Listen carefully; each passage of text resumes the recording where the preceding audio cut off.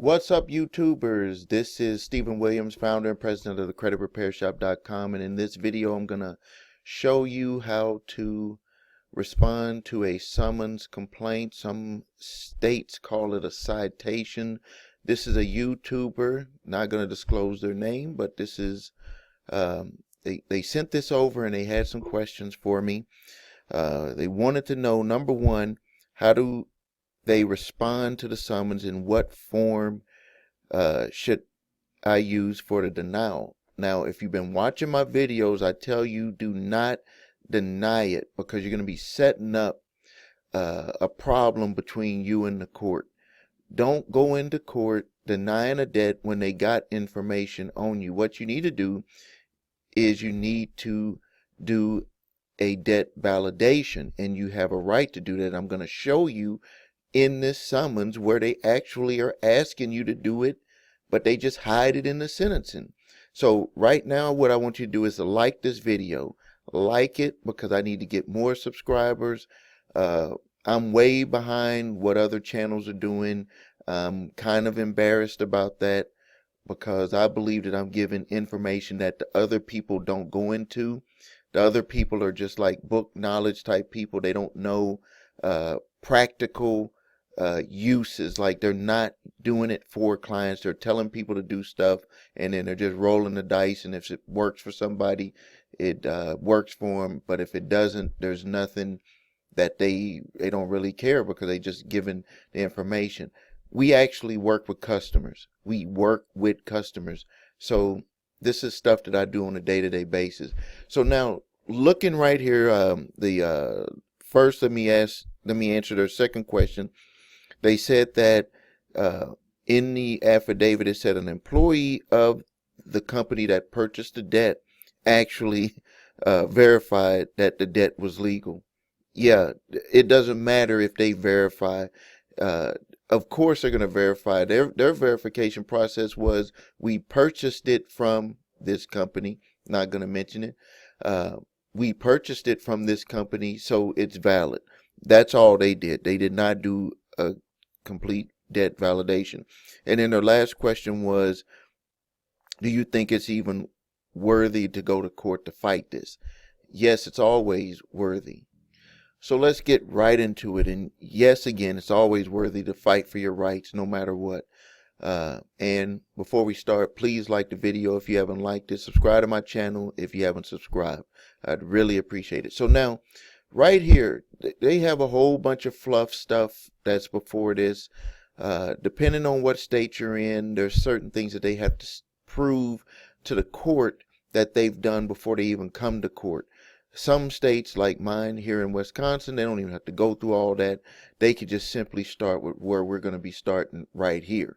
So it says, plaintiff alleges and incorporates by reference the foregoing paragraphs. This is where everything starts. This is where all the action starts. So you can see here, it says that the account was stated in writing between the defendant and blank. Defendant opened and derived benefits from the account by using the account. Defendant expressly or implied promised or to repay blank. The consumer has made a payment on the account within the last 4 years. So now, that's the first thing. So what I would do on this one, and again, I can't give you legal advice, but what I would do on this one is, if you did make a payment within 4 years, you just say you do not deny this. You're not denying that. Then let's move on here to number 19. On the account, a balance of $7,133.80 was stated to be due to blank from the defendant. Plaintiff has no record of defendant objecting to the balance due. Right there is the secret weapon that you can use to start the debt validation process. They said that they don't have it on record. Well, now you're about to put it on record. You're about to put them on notice that you want to validate 100% of this $7,133.80.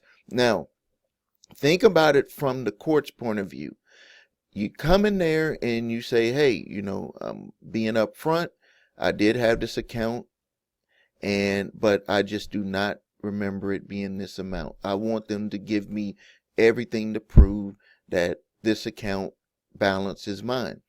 And what you do in that validation, what you want to get, and let me get my notes here, is that you want them to validate every transaction. You have a right to do that, because if they're saying that this is yours 100%, and they've just put this sentence here right below there that you haven't objected. They didn't say how you have to object.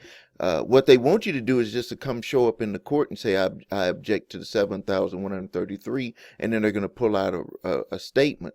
So what you want to do is you want to make sure that you validate all transactions, and then you want to get the signatures from all of those transactions, or if they're internet purchases, you want the timestamp or some type of IP stamp, which is required. You want interest rate disclosures, because they have to disclose the interest rates that they charged you on every statement. So you're going to want every statement. And then you need to also get the payoff disclosures on every statement. They are required by law to tell you how long it would take you to pay off the balance for the amount that they claim that you owe. So that's what you do on the debt validation. But I want to also back up real quick here, because if you saw my video from yesterday, there are a lot of debt cancellation 1099-C forms that are being mailed out. And one of the ones that I showed you, the original creditor canceled the debt way back in June or July of 2019. They never did notify the person that they canceled the debt on. So they thought the whole time that they were trying to get it collected until sometime last week when they received a 1099-C in the mail.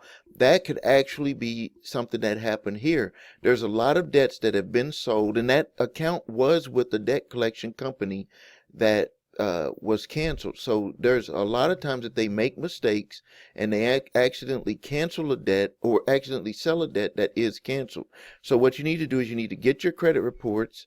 You need to have a paid monitoring service. I would appreciate if you use the one that I recommend. It's www.your3scores.com, and I'm also going to put that on the screen here. Go there, get your credit reports, and then look in the memo section or the comment section and make sure that it doesn't state that the account was canceled. Because if it is canceled, then this whole thing would be thrown out, because you'd be able to use that. Another thing that we also would want to make sure is that it's not past the legal statute of limitations for the state to collect on this debt. So now here, the next line number 20, is before the commencement of this action, plaintiff was assigned the account and indebtedness. Plaintiff is now the sole owner. What I would do on this line here is where it says assign, they purchased the debt. I would just dispute this line and say that you want clarification that the plaintiff purchased the account, not was assigned the account, because assigned is a legal term and purchased is a legal term when it goes with what they're trying to do here. They actually stated above that they purchased it, and now they've said that it's been assigned. They look for technicalities, you look for technicalities. The next one here, plaintiff has made a demand on the defendant for repayment of the account, but defendant has failed to pay the balance due. What you could state back on the answer for this, even though this is a statement, this is what I consider, or what the law considers, to be a question to you. So when you answer line number 21, is you would state that right here, when you answer line number 21, you would state that because they had not given you the information and that you never did business with the collector that now owns the account, you did not know that you needed to answer to them. That you just keep it that simple and straight. The current balance presently due and owing is $7,133.80, which includes payments set off credits or allowances, if any, at or after charge off. You just want clarification. This again goes with the debt validation. You could just reiterate what you're asking for from line number 19, where you want to get all of the transaction signatures, purchases, interest rates, disclosures, payoff disclosures, everything to prove that this balance is correct. So that's exactly how you would answer a court summons when you're doing the validation part. All of the other stuff that is correct, you just would not dispute them. That's all you have to do is say you do not dispute it.